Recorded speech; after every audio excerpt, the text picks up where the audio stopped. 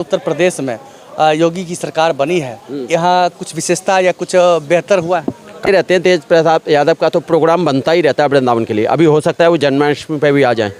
और अब तो सारे लोग एक ही मांग करते हैं कि अब योगी ही चाहिए हमको, और कोई नहीं चाहिए। निधिवन, और यहाँ आज भी कृष्ण की लीलाएं होती हैं।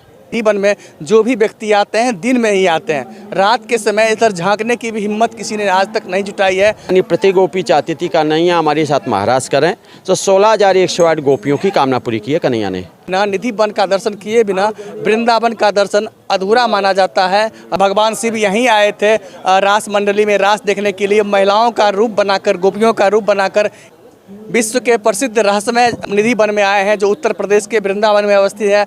इसका कई रहस्य हैं, जिसका रहस्य आज तक कोई भी लोग, कोई भी व्यक्ति जान नहीं पाया है। लेकिन आज हम वृंदावन में उपस्थित हैं, निधिवन में, और निधिवन के रहस्य के बारे में यहाँ जो घुमाते हैं उनसे बात करेंगे। आखिर इसका रहस्य क्या रहा है? देखिए, कन्हैया की जो लीलाएं हैं वो तो सबको आश्चर्यचकित करने वाली हैं। यहाँ कन्हैया ने प्रेम लीला की हैं जो ब्रज में की हैं। और ये आपके सामने बगल में ललता कुंड है। जब महाराज करते करते यहाँ थक गई है ललता, तो कान्हा ने गोपियों के लिए बांसुरी से जल निकाला। गोपियों ने कहा कान्हा हमको प्यास लगी है, तो कान्हा ने कहा बाहर यमुना है, यमुना से जल पी के आइए। तो गोपियों ने कहा कान्हा कंस के जन्म को पकड़ लेंगे। कंस का राज मथुरा में था, तो गोपियों के लिए कान्हा ने बांसुरी से जल निकाला। गोपियों से कहा कान्हा, गोपियाँ आंखें बंद करो। कान्हा ने बांसुरी मारी पृथ्वी में और जल आ गया। तो इसको ललता कुंड के नाम से जानते हैं। और ये जहाँ आप लोग खड़े हैं निधिवन है, निधि यानी खजाना। यहाँ प्रिया प्रीतम आज भी आते हैं। इसी वन के लिए लोग दूर दूर से विदेशों से भी आते हैं। मधुवन में राधिका नाची निधिवन, और यहाँ आज भी कृष्ण की लीलाएँ होती हैं। तो इसमें बताया जाता है कि रात में ये पूरा बंद हो जाता है, रात के समय में निधिवन के अंदर कोई भी व्यक्ति नहीं आता। क्या रहस्य है? यहाँ पे एक आज भी प्रिया प्रीतम आते हैं, और यहाँ रुकन, क्योंकि हमको ठाकुर का दर्शन तो हो नहीं पाता।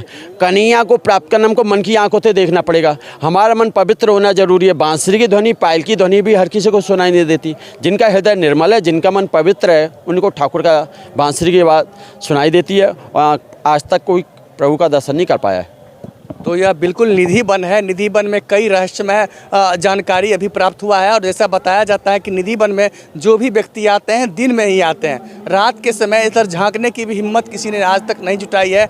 अगर किसी ने हिम्मत जुटाई भी है, या तो उसकी मृत्यु हो गई है, या फिर पूरी तरह से वे अंधे हो गए हैं। इसी को लेकर यहाँ पर तमाम लोग पहुँचते हैं। दूर दूर से, विदेश से भी लोग यहाँ पर आते हैं। बताया यह जाता है कि निधिवन का दर्शन किए बिना वृंदावन का दर्शन अधूरा माना जाता है। और रात के समय में आज भी राधा कृष्ण इसी जंगल में आते हैं और यहाँ पर रास रचाते हैं। जिस तरह से स्थानीय लोग हैं वो बता रहे हैं कि यहाँ पर निधिवन में प्रत्येक रात्रि को राधा कृष्ण पहुँचते हैं और यहाँ पर रास रचाते हैं। और यहाँ पर कई जो पेड़ हैं, वो पेड़ रात में बताया जाता है कि राधा रानी बन जाती है और कृष्ण आते हैं और यहाँ पर रास रचाते हैं। नतीजा यह है कि रात में कोई भी व्यक्ति इधर की ओर नहीं आते हैं। यहाँ तक कि बताया जाता है कि जिसके घर का खिड़की भी अंदर की तरफ है, वो अपना खिड़की भी बंद कर लेते हैं। अगर ऐसा नहीं करते हैं, रात में इधर झांकने की कोशिश करते हैं, तो उसका परिणाम काफ़ी बुरा होता है। यही सब है ना? यही है, पक्का है। कोई रात को देखता नहीं है, खिड़कियाँ भी रात्रि को बंद हो जाती हैं। कोई देखना भी चाहेगा तो भी इनको दर्शन नहीं हो पाता, क्योंकि मात्र रात्रि को ज्योति देखने को मिलती है जिनका हृदय निर्मल होता है, वरना अंधकार देखने को मिलता है। यहाँ पर जो चढ़ावा चढ़ाते हैं मंदिर में, क्या सब चढ़ता है? ये सब चढ़ावा चढ़ता है, कोई कुछ चढ़ाता है, कोई कुछ लेके आता है कन्हैया को। वो सब मंदिर का उसमें श्रृंगार चढ़ता है रंगमहल पे। वो अभी आप लोग आगे चलेंगे, ठीक है। ये राधे कृष्ण का रास मंडल है। यहाँ बताया जाता है कि यहाँ राधे कृष्ण के द्वारा रास किया जाता था। और तमाम जो देख सकते हैं तस्वीरें यहाँ पर मौजूद है, तमाम गोपियों की तस्वीर है। और यहीं पर श्री राधे कृष्ण यहाँ रास किया करते थे। क्या यहाँ का रहस्य रहा है? ये रास मंडल बोला जाता है। ये वैसे तो 6 महीने की रात्रि थी, 6 महीने का दिन था। बंसी बट जो साइड का एरिया है वहीं पे रास हुआ है। 16,108 गोपी और 16,108 कृष्ण, यानी प्रति गोपी चाहती थी कन्हैया हमारे साथ महाराज करें, तो 16,108 गोपियों की कामना पूरी की है कन्हैया ने। शंकर भगवान जब महाराज देखने के लिए आए थे तो उनको भी गोपी रूप धारण करना पड़ा, क्योंकि आप जो यहाँ पे महाराज होता तो लेडीज़ का प्रवेश होता, जेंट्स का नहीं होता। भोलेनाथ की इच्छा हुई हम भी महाराज देखेंगे, तो उन्होंने बहुत अनबय बना कि गोपियों से गोपियों ने मना किया, तो यमुना महारानी ने अपना श्रृंगार दिया। जब भोलेनाथ ने महाराज देखा तो कन्हैया ने उनको पहचान लिया कि आओ गोपेश्वर। राधा रानी रूठ गई कि ऐसी कौन सी नई गोपी आ गई, क्योंकि राधा रानी 2 चीज़ से द्वेष रखती थी, नई गोपी से, एक बांसुरी से। तो रूठ के पल्ली पार चले गई।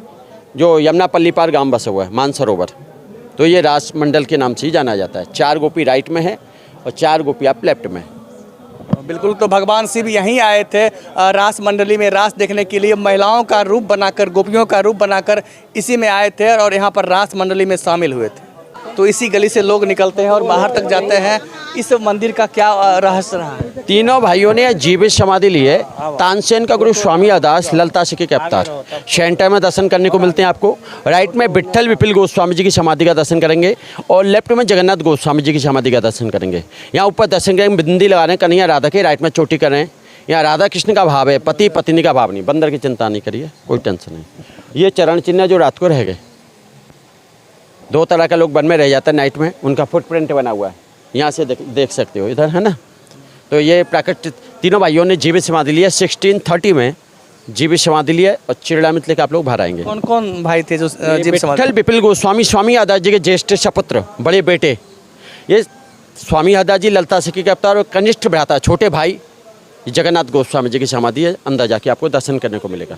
इसी निधि वन में बिहार से तेज प्रताप यादव भी आए थे। वो आते रहते हैं। तेज प्रताप यादव का तो प्रोग्राम बनता ही रहता है वृंदावन के लिए। अभी हो सकता है वो जन्माष्टमी पे भी आ जाएं, तो उनका प्रोग्राम बनता रहता है। जब से यहाँ पर उत्तर प्रदेश में योगी की सरकार बनी है, यहाँ कुछ विशेषता या कुछ बेहतर हुआ है? काफ़ी चेंज हुआ है और अब तो सारे लोग एक ही मांग करते हैं कि अब योगी ही चाहिए हमको, और कोई नहीं चाहिए। सब जगह यही डिमांड है योगी की। योगी के आने से उत्तर प्रदेश समेत वृंदावन का जो है विकास पूरा हुआ है। काफ़ी विकास हो रहा है, अभी काफ़ी कार्य हो रहे हैं, काफ़ी कार्य होने बाकी हैं, अभी काफ़ी कार्य होने हैं और योगी के आने से काफ़ी विकास हुआ है।